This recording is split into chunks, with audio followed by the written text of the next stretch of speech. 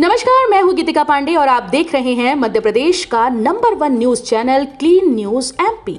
चलिए देखते हैं मध्य प्रदेश की सभी शाम तक की मुख्य खबरें फटाफट अंदाज में।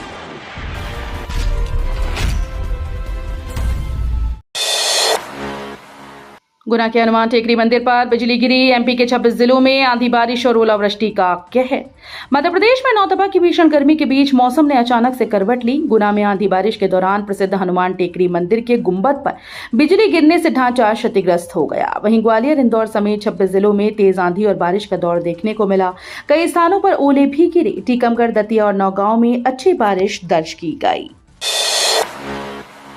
मध्य प्रदेश में सरकारी नौकरी का बड़ा मौका। मैनेजर से फार्मासिस्ट तक कई पदों पर भर्ती शुरू। मध्य प्रदेश में सरकारी नौकरी की तलाश कर रहे युवाओं के लिए बड़ा अवसर सामने आया। यहां manager, division manager, legal officer, pharmacist और अन्य कई पदों पर भर्ती निकाली गई। आवेदन प्रक्रिया में उम्मीदवारों को नाम, जन्मतिथि और अन्य जानकारी ध्यान से भरने की सलाह दी गई, क्योंकि बाद में सुधार का मौका भी मिलेगा। न्यूनतम आयु 18 वर्ष और अधिकतम 40 से 45 वर्ष पद के अनुसार तय है। इंदौर में तोतों की बस्ती या मेट्रो का विस्तार। रीगल चौराहे के पेड़ों पर हाईकोर्ट करेगा फैसला। इंदौर के रीगल चौराहे पर मेट्रो स्टेशन निर्माण को लेकर बड़ा विवाद खड़ा हो गया। यहां मौजूद पेड़ों पर हजारों तोतों का आशियाना बताया जा रहा है। मेट्रो प्रोजेक्ट के तहत पेड़ों की कटाई की तैयारी के विरोध में एक सामाजिक संस्था ने मध्य प्रदेश हाईकोर्ट की इंदौर खंडपीठ में याचिका दायर की, जिसके बाद कोर्ट ने फिलहाल पेड़ों की कटाई पर स्टे लगा दिया है। टीईटी पर सुप्रीम कोर्ट का बड़ा फैसला। सेवा में बने रहने के लिए परीक्षा अनिवार्य। मध्य प्रदेश के शिक्षकों पर असर। सुप्रीम कोर्ट ऑफ इंडिया ने बड़ा फैसला सुनाते हुए साफ कर दिया कि सेवा में बने रहने के लिए सभी शिक्षकों को टीचर एलिजिबिलिटी टेस्ट यानी टीईटी पास करना होगा। कोर्ट ने हालांकि राहत देते हुए इसकी समय सीमा 31 अगस्त 2028 तक बढ़ा दी, लेकिन इसके बाद कोई और विस्तार नहीं मिलेगा। इस फैसले का असर मध्य प्रदेश के करीब 1.5 लाख शिक्षकों पर पड़ सकता है।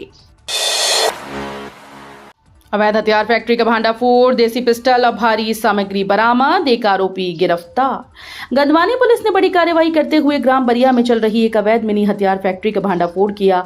पुलिस ने छापेमारी के दौरान आरोपी रोहित बरनाला को रंगे हाथों गिरफ्तार किया, जो अपने घर के पीछे देसी पिस्टल और जिंदा कारतूस बना रहा था। मौके से पिस्टल, मैगजीन, कारतूस और ग्राइंडर मशीन सहित हथियार बनाने की भारी मात्रा में सामग्री बरामद हुई। उमरिया NH-43 ओवरब्रिज प्रोजेक्ट में लापरवाही पर कंपनी ब्लैकलिस्ट। 2 साल तक सरकारी टेंडर से बाहर। उमरिया में नेशनल हाईवे 43 पर चल रहे 4 ओवरब्रिजों के निर्माण में देरी पर बड़ी कार्रवाई की गई। तिरुपति बिल्डकॉन कंस्ट्रक्शन लिमिटेड को नॉन परफॉर्मर घोषित कर दिया गया। इसके बाद कंपनी अगले 2 साल तक राज्य और केंद्र सरकार की किसी भी नई परियोजना का ठेका नहीं ले सकेगी। कई नोटिस के बावजूद काम में सुधार न होने पर यह कदम उठाया गया। जल संरक्षण में डिंडौरी ने रचा रिकॉर्ड। देश में दूसरे स्थान पर 6 लाख से अधिक जल संरचनाएं तैयार। डिंडौरी जिला जल संरक्षण के क्षेत्र में देश में दूसरे स्थान पर पहुंच गया। पिछले 2 महीनों में जनभागीदारी से यहां 6,26,000 से अधिक जल संरचनाओं का निर्माण किया गया। गांव-गांव में लोगों ने सोख्ता पिट और वर्षा जल संचयन जैसे कार्य अपनाए हैं। अधिकारियों और जनप्रतिनिधियों ने लोगों को जल संरक्षण का महत्व समझाया, जिसके बाद ग्रामीण खुद आगे आए। नीट पेपर लीक पर धीरेन्द्र शास्त्री का बयान। बोले सिस्टम की गलती पर छात्रों को राहत मिले, फीस माफ हो। बद्रीनाथ धाम में कथा के दौरान धीरेन्द्र कृष्ण शास्त्री ने नीट पेपर लीक मामले पर तीखी प्रतिक्रिया दी। उन्होंने कहा कि ये सिस्टम की गलती है, इसलिए छात्रों को इसकी सजा नहीं मिलनी चाहिए और उनकी परीक्षा फीस माफ होनी चाहिए। उन्होंने ये भी कहा कि किसान और मजदूर परिवार बड़ी उम्मीदों से बच्चों की पढ़ाई का खर्च उठाते हैं। शास्त्री ने नाराजगी जताते हुए यहां तक कहा कि काश नेताओं की वोट भी लीक हो जाएं। चंबल में अवैध रेत खनन पर सुप्रीम कोर्ट में सुनवाई। एमपी सरकार ने कहा ताजा खनन के सबूत नहीं मिले। सुप्रीम कोर्ट ऑफ इंडिया में राष्ट्रीय चंबल घड़ियाल अभ्यारण्य में अवैध रेत खनन मामले पर सुनवाई हुई। मध्य प्रदेश सरकार ने कोर्ट को बताया कि ड्रोन निगरानी और जांच में किसी भी तरह के ताजा खनन के सबूत नहीं मिले। सरकार ने कहा कि जिन जगहों पर गड्ढे पाए गए वे पुराने खनन के हैं। अब तक इस मामले में 12 लोगों की गिरफ्तारी और 44 वाहनों की जब्ती की गई।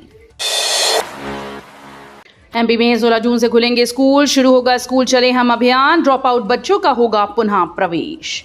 मध्य प्रदेश में नया शैक्षणिक सत्र 16 जून से शुरू होने जा रहा है। इस दिन से स्कूल चले हम अभियान का दूसरा चरण भी शुरू होगा, जो 30 जून तक चलेगा। इस दौरान शिक्षकों की टीम ड्रॉप आउट बच्चों की पहचान कर उन्हें दोबारा स्कूल से जोड़ने का काम करेगी। राज्य शिक्षा केंद्र ने सभी जिलों को निर्देश जारी किए हैं कि शाला प्रारंभ उत्सव के साथ 100% नामांकन सुनिश्चित किया जाए। तो ये थी शाम तक की मुख्य खबरें। रोजाना ऐसे ही मध्य प्रदेश से अपडेट रहने के लिए क्लीन न्यूज MP को अभी सब्सक्राइब करें और वीडियो को लाइक करना बिल्कुल न भूलें। धन्यवाद।